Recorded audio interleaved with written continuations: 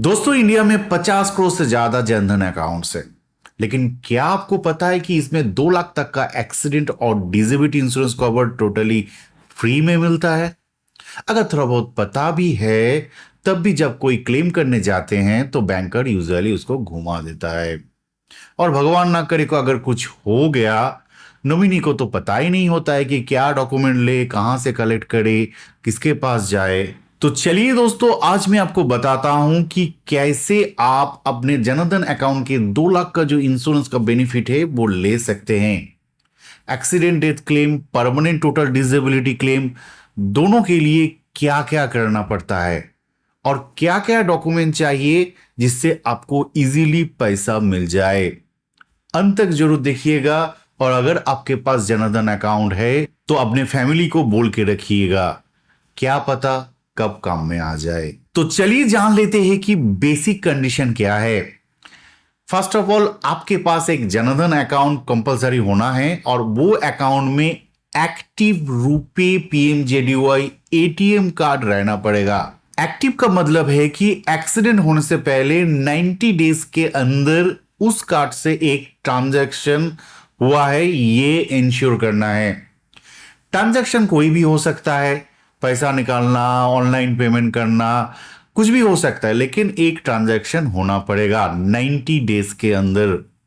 अब यही सबसे बड़ा प्रॉब्लम है, क्योंकि आज के दिन में क्या होता है, ज्यादातर लोग कस्टमर सर्विस पॉइंट सीएसपी में जाके फिंगरप्रिंट देके पैसा उठा लेते हैं, नहीं तो यूपीआई करके पैसा लेते हैं, नहीं तो किसी को देते हैं। एटीएम यूज ही नहीं करता है, उन लोगों को ये इंश्योरेंस का बेनिफिट नहीं मिलेगा।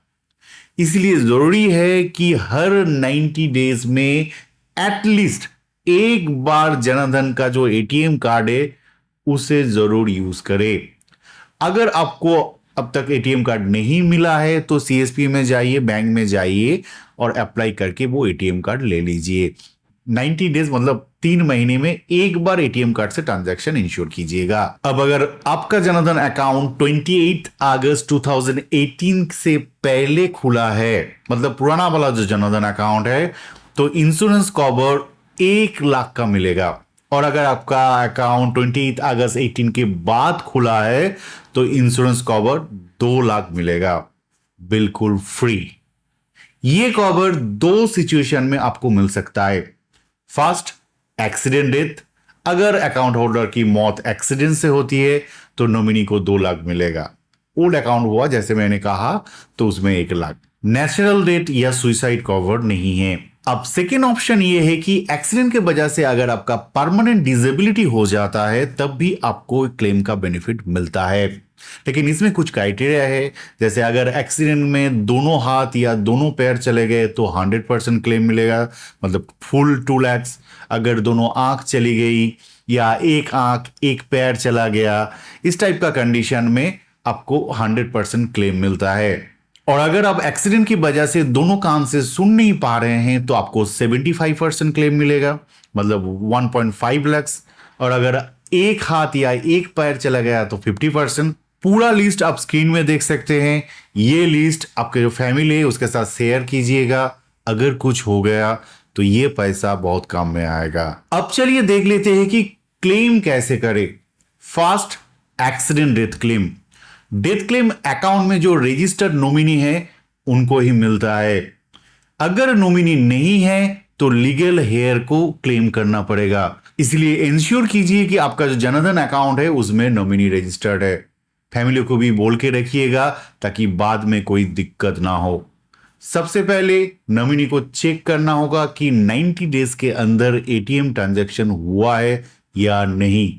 ये सीएसपी या बैंक से एक स्टेटमेंट ले लीजिए, वहां से आपको पता चल जाएगा। फिर चेक कीजिए कि अकाउंट में नॉमिनेशन रजिस्टर्ड है या नहीं। नॉमिनेशन अगर नहीं है तो लीगल हेयर सर्टिफिकेट लेना पड़ेगा।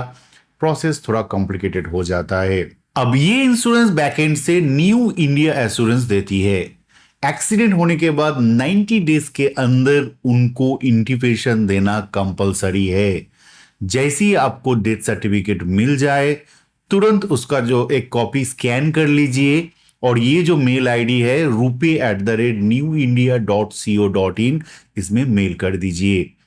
बैंक को भी एक कॉपी दीजिएगा, जिस ब्रांच में अकाउंट है उसको। ध्यान रहे, डेथ सर्टिफिकेट में डेथ का रीजन एक्सीडेंट होना चाहिए, अगर नहीं है तो क्लेम रिजेक्ट हो सकता है। मेल में लिखिए कि कब एक्सीडेंट हुआ, कैसे हुआ, और क्लियरली मेंशन कीजिए कि ये मेल इंटीमेशन के पर्पस से दिया गया है। अगर मेल करना नहीं आता है तो बैंक में जाइए, जहां जिस ब्रांच में अकाउंट है वहां पर आपको जाना है, एक चिट्ठी और डेथ सर्टिफिकेट एक साथ लेके जमा कर दीजिए। रिसिप्ट लेना मत भूलिएगा, जिसमें डेट और बैंक का स्टैंप होना है। ये रिसिप्ट फ्यूचर में आपको बचाएगी अगर बैंक की वजह से कोई डिले हुआ तो। और एक बात, अगर 90 डेज क्रॉस हो जाए तो केस टू केस बेसिस पे कभी कभी new India assurance intimation accept भी करता है। आफ्टर इंस्पेक्शन, वो लोग एक इंस्पेक्शन करता है, अगर उसको लगा कि ये कोई जेन्युइन कारण के वजह से डिले हुआ है तो वो एक्सेप्ट कर लेता है, लेकिन रिजेक्ट भी हो सकता है। सो प्लीज रिस्क मत लीजिए, 90 डेज के अंदर उसको इंटीमेशन दे दीजिए। अब इंटीमेशन के बाद आपके पास 60 डेज होगा जिसमें आपको पूरा डॉक्यूमेंट जमा करना है। ये डॉक्यूमेंट यूजुअली आपको ब्रांच में जाके जमा करना पड़ता है या जिस बैंक में अकाउंट है। अब क्या क्या डॉक्यूमेंट्स लगेगा? फर्स्ट, क्लेम फॉर्म जो आपको ब्रांच से मिल जाएगा, और वो फॉर्म में बैंकर का सिग्नेचर और नॉमिनी का सिग्नेचर कंपलसरी है। ओरिजिनल या certified copy of death certificate भी आपको जमा करना है। ओरिजिनल मत दीजिए, बाकी काम में भी तो डेथ सर्टिफिकेट लगता है, तो एक सर्टिफाइड कॉपी दे दीजिए। एफआईआर या पुलिस रिपोर्ट का सर्टिफाइड कॉपी भी लगेगा, इसीलिए एक्सीडेंट होने के बाद एफआईआर करना कंपलसरी है, ये करना मत भूलिएगा। पुलिस कभी कभी दिक्कत करता है, लेकिन इंडिया है, आपको पता है कैसे मैनेज करना है। पोस्टमार्टम का रिपोर्ट और केमिकल एनालिसिस और एफएसएल रिपोर्ट भी देना है, हॉस्पिटल से आपको ये मिल जाएगा। अकाउंट होल्डर और नॉमिनी का जो आधार कार्ड है, इसका भी एक कॉपी देना है, दोनों का ही लगेगा। Bank declaration sign by branch manager, branch से आपको मिल जाएगा, एक डिक्लेरेशन होता है, ब्रांच मैनेजर साइन करके देता है। और जो एटीएम कार्ड है उसका एक जेरोक्स। 90 डेज में ट्रांजैक्शन हुआ है उसका एक स्टेटमेंट जमा करना है, और एनईएफटी डिटेल्स मतलब कौन सा अकाउंट में वो पैसा आएगा उसका एक फॉर्म होता है, उसमें भर के आपको देना है। अब एनईएफटी डिटेल फॉर्म के साथ साथ पासबुक का भी एक कॉपी, नहीं तो कैंसिल चेक भी देना पड़ता है अकाउंट का प्रूफ के हिसाब से। और फाइनली अगर एफआईआर हिंदी या इंग्लिश में नहीं है तो उसका ट्रांसलेटेड कॉपी आपको देना है। ये सब डॉक्यूमेंट्स बैंक के थ्रू मुंबई का जो ऑफिस है वहां भेज देना है।